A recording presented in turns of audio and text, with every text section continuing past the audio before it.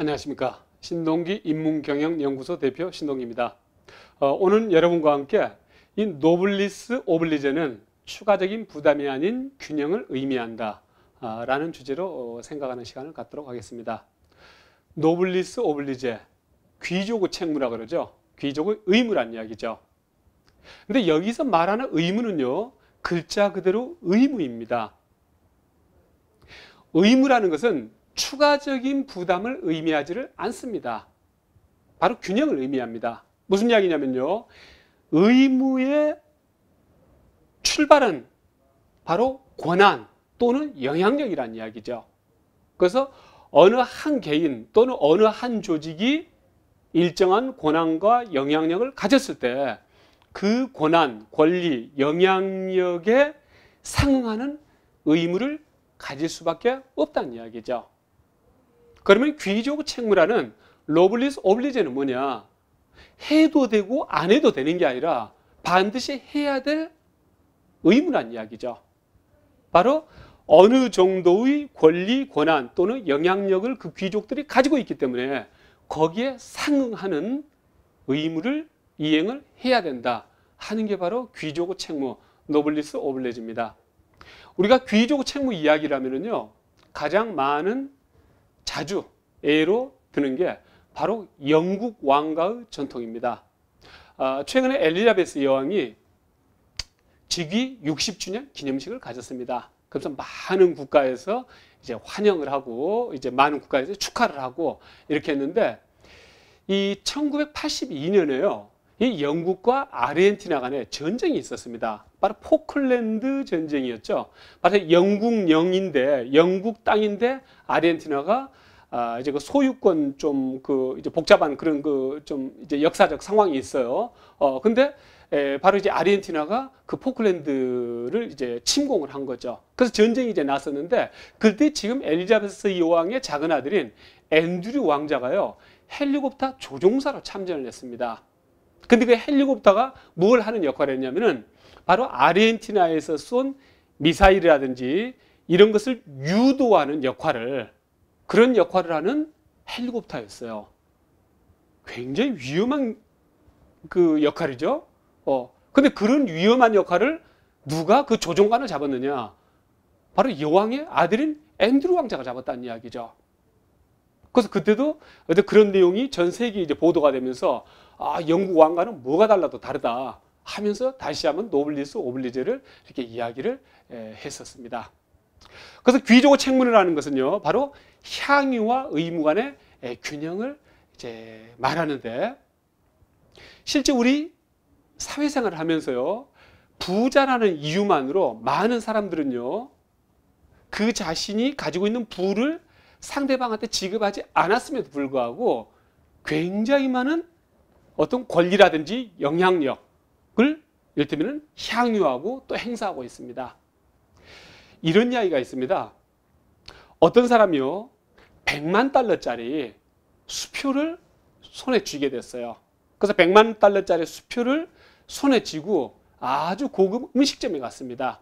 그 음식점에 가서 맛있는 음식을, 비싼 음식을 시켜서 먹고 난 다음에 웨이터를 불러가지고 이 100만 달러짜리 수표를 보여주면서, 내가 이 100만 달러짜리 수표밖에 없다, 어떤 잔돈을 바꿔줄 수 있겠느냐 하니까 그 웨이터와 그 음식점 사장이 그 잔돈을 바꿔줄 수도 없을 뿐더러 또한 돈 내실 필요가 없습니다.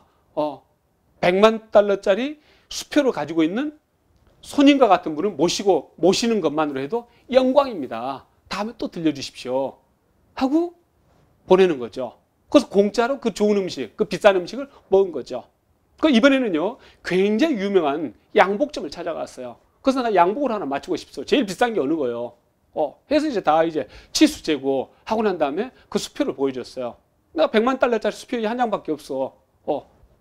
거슬러 줄 수가 있겠습니까? 거슬러 주는 거, 뭐 그것하고도 아무 상관없이 돈을 안 받겠습니다. 이 100만 달러짜리 수표를 가지고 있는 분을 본 것만 해도 저는 영광입니다. 다음에 꼭 우리 양복점을 들려주십시오 한다는 이야기죠. 그래서 100만 달러짜리 수표를 가지고 있는 것만 해도 우리는 단 1달러도 쓰지 않았음에도 불구하고 굉장한 영향력을 굉장히 많은 것을 향유할 수 있다는 이야기죠. 근데 수표를 가지고 있지 않더라도요, 우리가 사회적으로 알만한 어떤 굉장한 부자들인 경우는 어떻습니까? 어디 가서 따로 자기가 경제적 어떤 대가를 치르지 않았음에도 불구하고 많은 사람들이 그를 대우를 한다는 이야기죠. 부자만이 그런 거 아니죠. 어떤 특정한 분야에 있어서 어떤 권한을 가지고 있다, 권력을 가지고 있다. 제가 어떤 정부의 고위 관료다. 근데 저는 외무 쪽이다. 근데 경제라든가 다른 분야는 제 권력 밖이에요. 제 권한 밖이에요. 그럼에도 불구하고 그런 분야에 종사하는 사람들까지도 이 사람을 굉장히 대우를 하고 받들어 모신다는 이야기죠.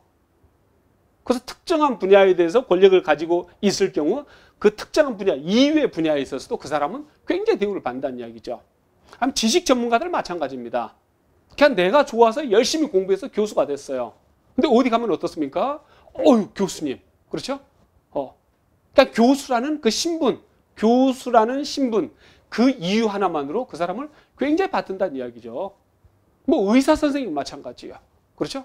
그러니까 신문에서도 뭐라고 그분들을 표현합니까? 그런 지식 전문가들을요, 사회 지도층이라고 표현을 합니다. 어느 누구도 그분들을 사회 지도층으로 모시겠다고 일반 대중들이 그렇게 투표한 적이 없어요. 근데 사회 지도층으로 그렇게 표현을 하고 또 그런 분들이 실제 그렇게 대접을 받습니다. 아니면 뭐 스포츠 선수도 마찬가지죠.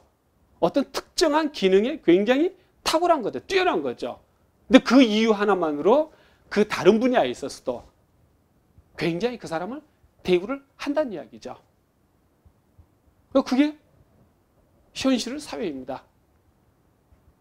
그래서 이 사회적으로 어떤 특정 분야의 영향력을 가지고 있고 아니면 특정 분야에 대한 전문가고 또 부자라고 할 때 내가 페이하지 않은 대가 치르지 않은 그런 부분에 있어서까지 사회에서 대우를 받는 부분, 그런 부분에 대해서는 의무감을, 책임감을 갖는 게 바로 향유와 의무, 향유와 책무, 권한과 의무가 균형을 이루는 것이라고 볼 수가 있습니다.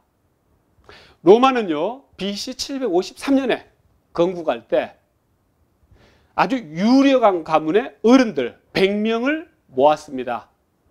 그래서 유력한 가문의 그 원로들 100명을 모아서 뭘 만들었냐면 원로원이라는 걸 만들었습니다. 그래서 로마 초대 원로원은요 100명으로 구성되어 있었습니다. 그런데 그 뒤로 500년 정도가 지난 BC 250년 무렵에 로마에서 조사를 해봤던 모양이에요. 그랬더니 그 100명으로 시작된 원로원 집안 중에서 80%가 멸문이 됐더란 이야기죠.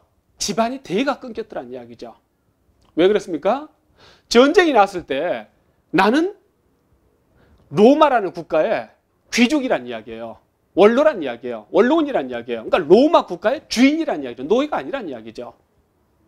그래서 전쟁이 나면 제일 먼저 누가 뛰어나가야 됩니까?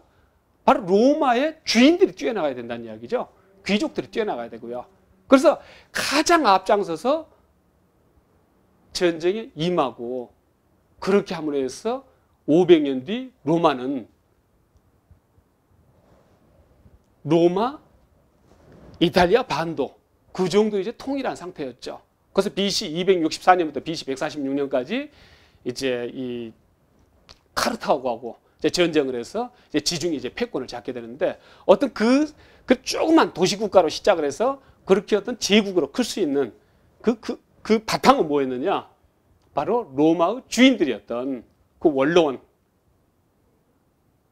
500년 동안 집안의 80%가 완전히 집안 자체가 없어질 정도, 그 정도로 귀족의 책무를 다 한 것에 대한 결과였다는 이야기죠. 그래서 노블리스 오블리제는요, 부담하지 않아도 될 것을 추가적으로 부담한 게 아니고 알게 모르게 내가 향유하는 그런 사회적 혜택에 대해서 반드시 갚아야 할 의무라고 생각을 할 수가 있습니다. 감사합니다.